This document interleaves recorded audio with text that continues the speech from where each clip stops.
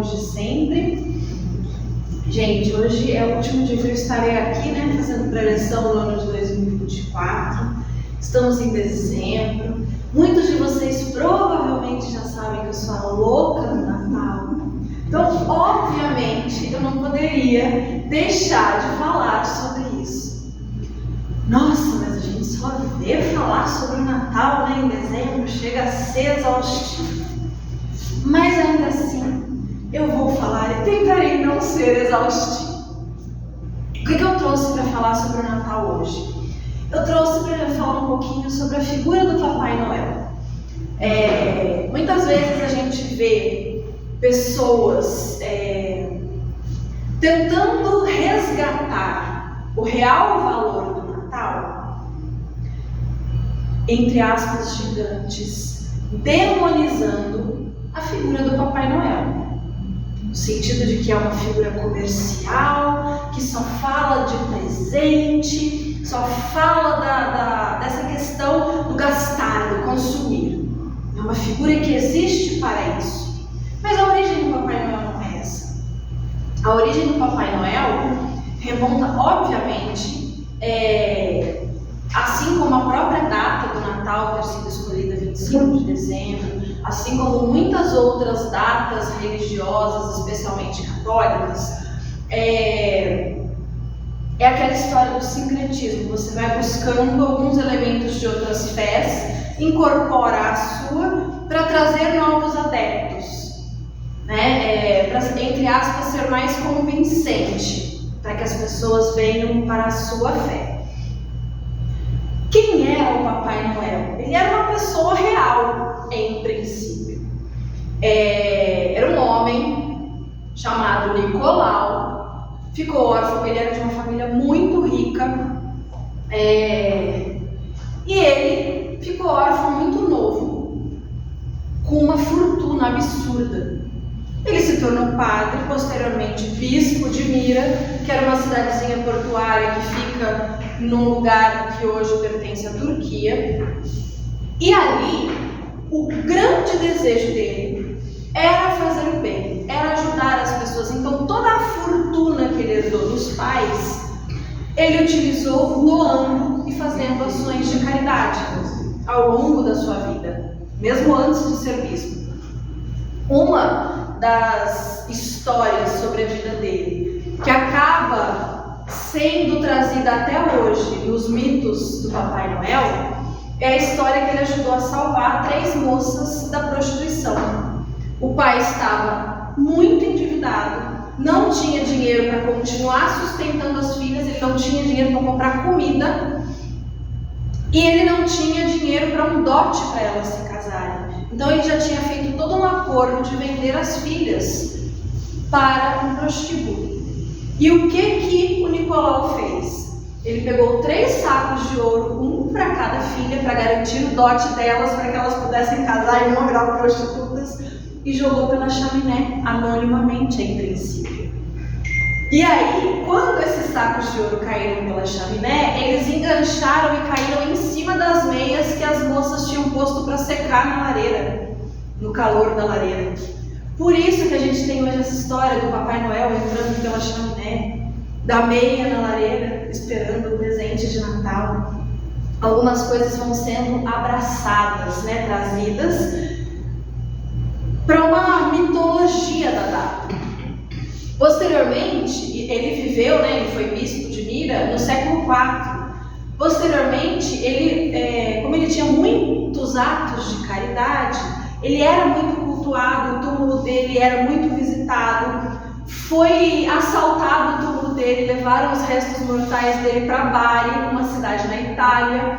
E ele já estava, quando aconteceu isso de roubarem os ossos e tal, ele voltou a atenção, né? E tanto que ele foi santificado como São Nicolau de Bari, não São Nicolau de Mira, embora ele tenha sido bispo de Mira, tenha falecido lá. E o grande objetivo da vida dele era a caridade e a gentileza. E aí a gente pensa, o Natal a gente comemora, independente de Jesus ter nascido de fato em 25 de dezembro ou não, a gente comemora o nascimento de Jesus. essa pessoa, essa personalidade histórica, real, isso já foi mais do que comprovado, que historicamente existiu um homem chamado Jesus, que foi crucificado, enfim, existem várias comprovações históricas de que ele foi um homem real, que pisou sobre a terra, independente de a gente ser cristão ou não. O fato é, Jesus existiu, foi um homem que viveu aqui, assim como Nicolau, que depois foi santificado e tal, foi o padre, o bispo, etc. Além disso, para nós que somos cristãos, esse Jesus é o exemplo que a gente deve seguir. Ele veio nos ensinar como amar. Ele veio nos dizer para amar ao nosso próximo, a Deus sobre todas as coisas e ao nosso próximo como a nós mesmos, amar aos nossos inimigos, dar a outra face e sempre distribuir a caridade. Os princípios do Nicolau Bispo, que se tornou São Nicolau, e depois a sua figura foi sendo transformada em Papai Noel, era essa. São Nicolau, por causa dos atos de caridade dele, ele era cultuado na Europa, até a Europa Oriental ali, até mais ou menos o século XVI, quando teve a Reforma Protestante. E muitos países se tornaram protestantes. Então esses países pararam de adorar a um santo, né? Mas a Holanda continuou. Só que lá eles usavam um nome, eu nem sei pronunciar isso, gente, que eu fiz uma pesquisa. Eu vou ler aqui, vou tentar pronunciar, não sei se estou falando certo. São Nicolau em holandês era Sinterklaas. Não sei se eu pronunciei certo, vou escrever aqui. Mas enfim, aí holandeses migraram para os Estados Unidos, para Nova Amsterdã, continuaram adorando esse velhinho, que mais tarde virou Santa Claus, que é o nome que o Papai Noel tem nos Estados Unidos. Assim, ó, gente.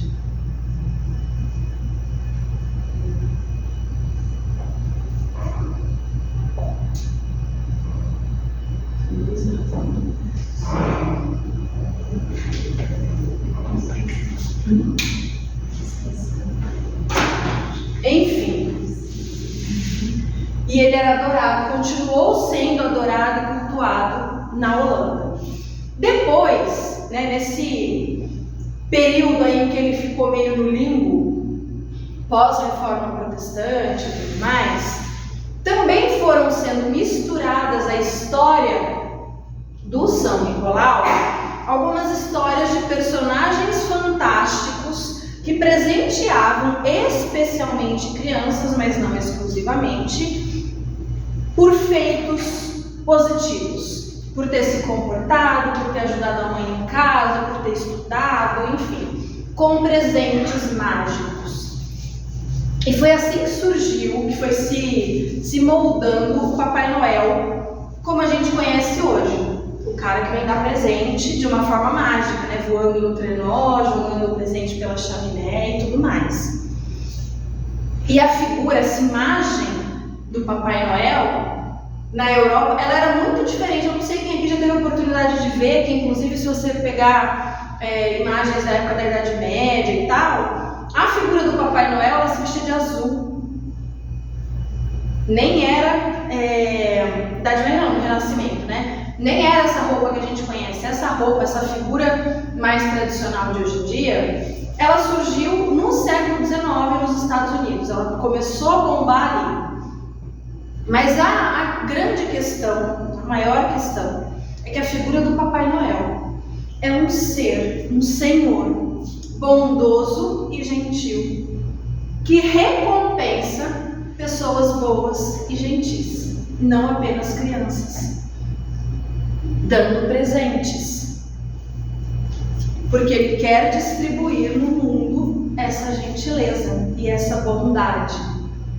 Ele quer que isso se multiplique. Então, a maneira como a figura do Papai Noel é utilizada hoje comercialmente para vender numa sociedade capitalista, a gente pode julgar, a gente pode criticar, mas a figura em si, ela não tem nada de ruim. Ela traz de uma forma lúdica a mesma coisa, os mesmos princípios que Jesus. A gente distribuir coisas boas ao nosso redor. E o Natal nos lembra do nascimento de Jesus, independente dele ter nascido nessa data de fato, porque a gente precisa de um momento para olhar para dentro. Todos nós precisamos. E muitas vezes na correria do dia a dia, naquele batidão, a gente não faz isso. A gente liga automático na nossa rotina. A gente está sempre até na oração. É aquela historinha que eu sempre brinco do Malamém. Você reza o Pai Nosso, blá blá blá blá blá. Pai Nosso, céu, mais ou menos do Malamém. Quem é Malamém? Ninguém sabe dizer quem é Malamém, mas livrai-nos do Malamém, que o Joãozinho fala que é o maior vilão da história para a professora. Porque ele tem medo do Malamém, porque até a mãe dele tem medo do Malamém. Todo dia antes de dormir eu tenho que pedir para Deus me livrar do Malamém. Né? Então, a gente muitas vezes entra no automático. A gente fica sugado numa rotina. E aí o Natal vem com esse discurso do espírito do Natal. Assim como o nosso aniversário é mais um ano de vida, a gente renova a esperança, a gente renova, né, a gente planeja coisas, a gente usa o aniversário aí para isso muitas vezes. O aniversário de Jesus é um marco que a gente precisa para renovar esperanças, para renovar a nossa vida, as possibilidades infinitas que existem. E principalmente para olhar para dentro de nós que somos cristãos especialmente, o que eu estou fazendo de fato para me tornar mais próximo dele? Eu estou amando o meu próximo? Eu gosto de pensar no Natal como uma época em que a gente é lembrado de transformar a nossa vida numa corrente do bem. E não tem que ser só nessa época, muito pelo contrário. Mas essa época ela vem dar aquela chacoalhada. Ó, não esquece não, hein? Você tá deixando de lado, tá descambando. Vamos lá. Jesus quer que nós aprendamos a fazer da nossa vida uma corrente do bem.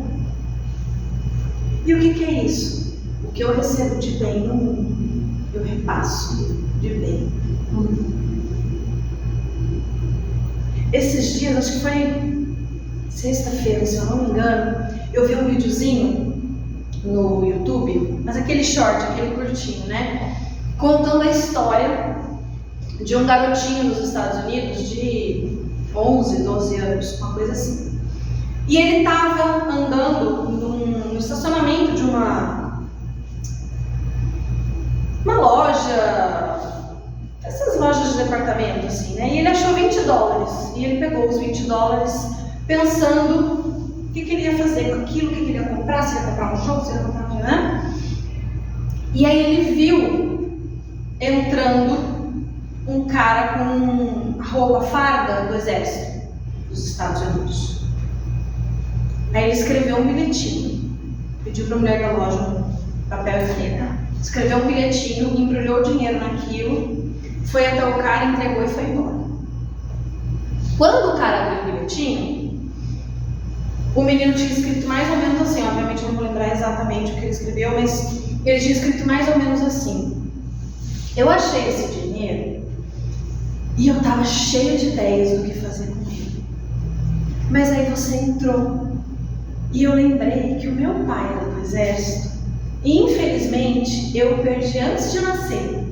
Eu ainda estava na barriga da minha mãe, mas eu sei que para ele era muito importante servir as pessoas e servir ao país. Então eu queria, com esse gesto, com esse dinheiro, te agradecer por tudo que você faz por cada um de nós, como uma forma de honrar quem meu pai foi. E aí, o cara ficou emocionado e ele decidiu fazer isso, ele decidiu também multiplicar. E aí ele doou aqueles $20 para outra pessoa. Eu sei que a história tomou uma proporção que foi parar no jornal. O menino ganhou um monte de doação de dinheiro, dos $20. E aí, como a mãe não queria, porque foi, gente, ele ganhou assim, milhares de dólares, muito dinheiro. E aí ele não ia ficar com aquele dinheiro, a mãe decidiu junto com ele, eles doaram para várias instituições espalhadas pelos Estados Unidos que cuidam de crianças que perderam os pais na guerra. Ajudam a pagar a faculdade, coisa assim, né? Fazem poupança para essas famílias e tudo mais. Mas um pequeno gesto que a gente multiplica, que a gente faz aqui, e aí a pessoa faz um gesto de bondade lá, faz um gesto lá. Esse gesto nunca vai chegar diretamente em mim. Não é, eu dei $20 para alguém, daqui 3 dias essa mesma alguém vai me dar $20. Mas eu dei $20 para alguém e daqui a um tempo eu vou receber alguma coisa que vai tocar meu coração. Pode ser uma coisa que eu preciso, um objeto, um dinheiro, alimento. E pode ser só um abraço de uma pessoa que eu não estava esperando, numa circunstância inesperada. É isso que é fazer da nossa vida uma corrente do bem. Todos os dias nós temos alguma coisa para agradecer. E eu não estou falando daquele agradecer pelo dom da vida de forma automática, que todos nós já fizemos isso alguma vez na vida. Ai, Senhor, obrigada por estar vivo. E naquele dia que você está tão mal-humorado, ou tão chateado, ou aconteceu alguma coisa tão ruim, você fala, por que eu ainda estou vivo? Por que eu estou aqui hoje? Nossa, agradecer que eu estou vivo hoje, nesse humor, nesse estado, é um tanto quanto hipócrita. Né? Então, assim, todo mundo já teve um dia de inferno astral. Mas ainda assim, todos nós temos alguma coisa para agradecer. O alimento, porque eu não estou passando fome, enquanto tem milhares de pessoas, milhões de pessoas passando fome. O agasalho quando está frio, o abrigo. Eu não preciso dormir na rua num dia chuvoso como hoje, num papelão de cobertor. Todos nós, mesmo desempregados, todos nós temos alguma coisinha para agradecer. Talvez nem todos tenham o sorriso de alguém que ama todos os dias para agradecer, mas muitos de nós temos. Um filho, uma esposa, um marido, mãe, pai, avô, sobrinho. Muitos de nós aqui, se não todos, temos um emprego. Muitos de nós aqui temos amigos com quem contar. Todos temos alguma coisa para agradecer. E não só aquele genérico obrigado pelo dom da vida, que às vezes não parece dizer o que a gente realmente precisa dizer. Não parece reconhecer o que a gente realmente precisa reconhecer.